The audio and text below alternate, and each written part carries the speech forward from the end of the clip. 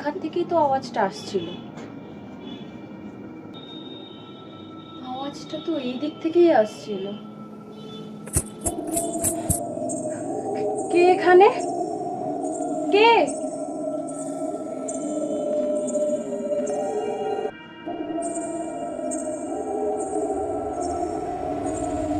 একা একা নিভে গেল।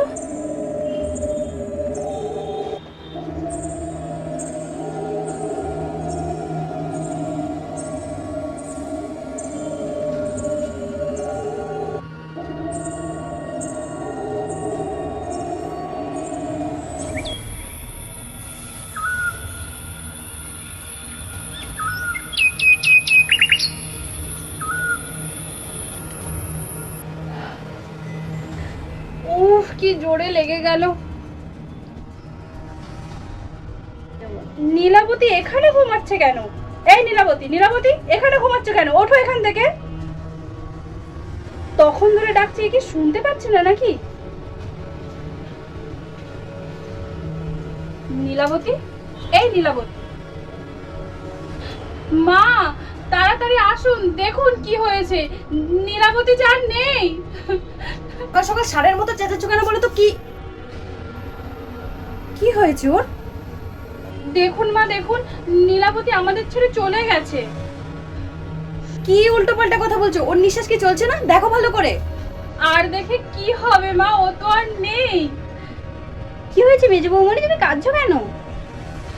ওরে লতারে, আমাদের দীপুর কপালটা যে পুড়ে গেল। নীলাবতী যে আর বেঁচে নেই। কি বলছো কি? ছোট বৌমনি আর নেই? এই চুপ, দুজন একদম চুপ। একদিন না খেলে না কেউ মরে না। গাধার আগে নিঃশ্বাসটা দেখো চলছে কিনা। আর দেখে কি হবে মা, মেয়েটা যে আর বেঁচে নেই। এই তুমি তো একদমই চুপ করো। লতা দেখ তো গিয়ে।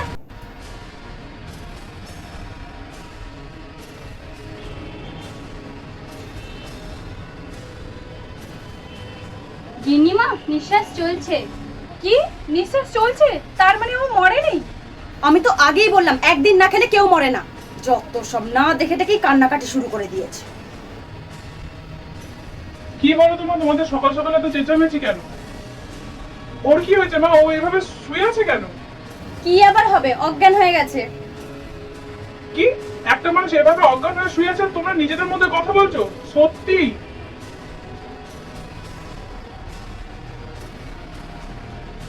লতা, যা এক গ্লাস দিয়ে জল নিয়ে আয়। এক্ষুনি যাচ্ছি ছোটদা বাবু। দীপু, এটা তো বেশি বাড়াবাড়ি মনে হচ্ছে না? তুই যা, আমরা দেখে নিচ্ছি ওকে। হ্যাঁ দীপু, তুমি ঘরে যাও, আমরা দেখছি তো এদিকটা। তোমরা কি করছিলে এতক্ষণ সেটা আমি দেখতেই পাচ্ছিলাম। ছোটদা বাবু জল। হ্যাঁ দে।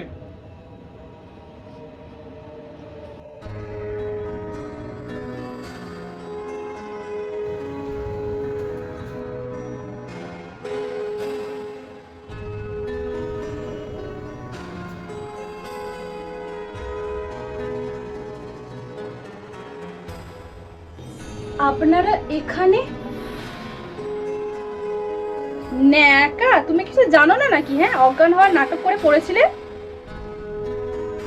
তোমার কি কোনো কাণ্ডজ্ঞান হবে না নীলাবতী? তুমি অজ্ঞান হওয়ার জন্য এই জায়গাটাই পেলে? এনাফ মা, কি আজে বাজে কথা বলছো তুমি? ওকে জেনে বুঝে অজ্ঞান হয়েছে নাকি যে এখানে না হয়ে ওখানে হয়ে যাবে? আমার তো এটাই মনে হয় যে ও জেনে শুনে অজ্ঞানটা হয়েছে। না দিদি ভাই, আমি ইচ্ছে করে অজ্ঞান হইনি। আচ্ছা, তো কালকে রাতে কি এমন হয়েছিল তোমার সাথে যেটা দেখে তুমি অজ্ঞান হয়ে গিয়েছিলে শুনি?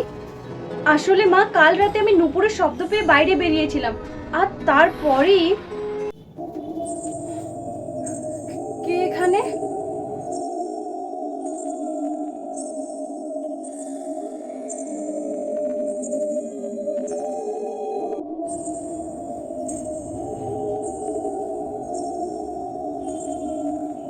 আপনি বিশ্বাস করুন, ওর মুখটা এতটাই বিভৎস ছিল যে আমি দেখে অজ্ঞান হয়ে গেছি। তারপরে আমার কিছুই মনে নেই। কি বলতে চাইছো তুমি? তুমি ভূত দেখেছো? হ্যাঁ। শোনো মেয়ের কথা বলি, আমরা এতদিনে এই বাড়িতে আছি, কই কোনোদিনও তো ভূত দেখলাম না, তুমি দেখে নিলে? তুমি সত্যি বলছো তুমি ভূতই দেখেছো?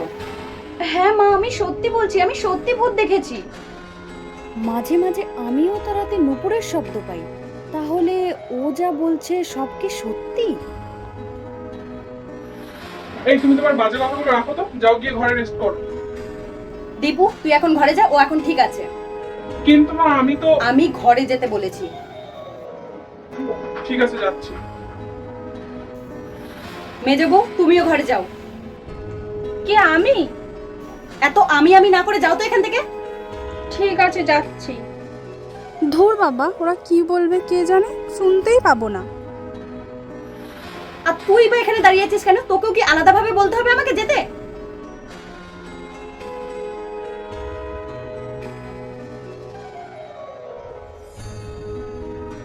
তুমি ওর মুখ দেখেছিলে? হ্যাঁ মা, আমি একটু দেখেছিলাম, অনেক ভয়ঙ্কর ছিল।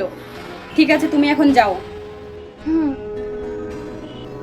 আমার অনেক দিন ধরে মনে হচ্ছিল এই বাড়িতে আমি ছাড়াও আরো কেউ আছে যে তন্ত্র সাধনা করে, আর আজ তো সেটা প্রমাণিত হয়ে গেল। কিন্তু কে কে ওখানে? মনে হয় কিছু একটা সরে গেল। কে ছিল ওখানে?